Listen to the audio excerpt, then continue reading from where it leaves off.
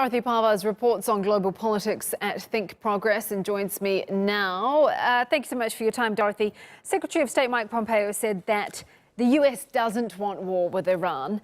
You don't think we should take him at his word. Why is that?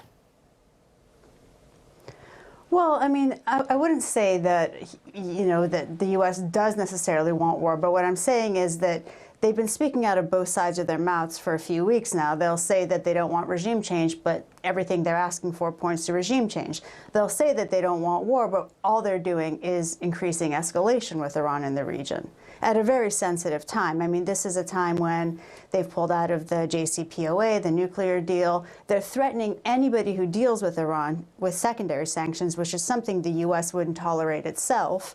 They've declared a legitimate branch of the country's defense, the IRGC, a terrorist organization.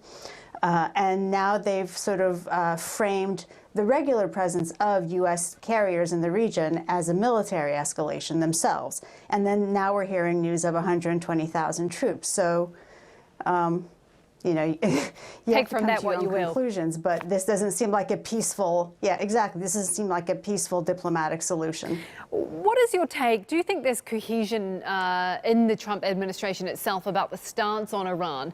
We have these reports that Bolton is drawing up war plans. Trump says, no, we're not sending 120,000 troops. We have no plans. Is everyone on the same page? Well, I don't think that they are, as much as you can see the same way with Venezuela and North Korea.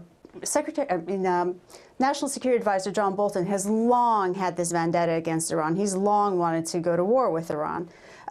President Trump got into office on the promise that he would end a lot of wars and he would bring troops back home. So sending at least 120,000 troops to the region seems to be counter to that and seems to be politically dangerous waters for him with 2020 in the near future, the elections. I was interested, you think Trump is trying to deal with many of the regional security issues it's facing right now with one super deal. Can you explain that for me? Well, I mean, the Iran nuclear deal was intended to address Iran's nuclear program, its energy program, make sure to rein it in so that it doesn't sort of slide into a weapons program potentially. And that seemed to work out pretty well. Iran is still complying with that. The IAEA does regular inspections. But President Trump wanted to address every issue the U.S. has had with Iran over the past 40 years with one deal. And that just doesn't work out that way. It's unreasonable.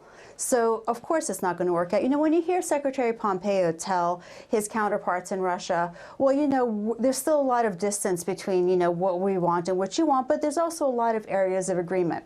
Why can't the U.S. do that with Iran? I mean, look at it this way. Russia is also in Syria. It's not just Iran in Syria. Russia's in Venezuela. That doesn't seem to bother the U.S. that much. Not enough to certainly take any kind of military stance against Russia. Thanks so much for your analysis. That's Dorothy Parvaz from Think Progress. Thank you.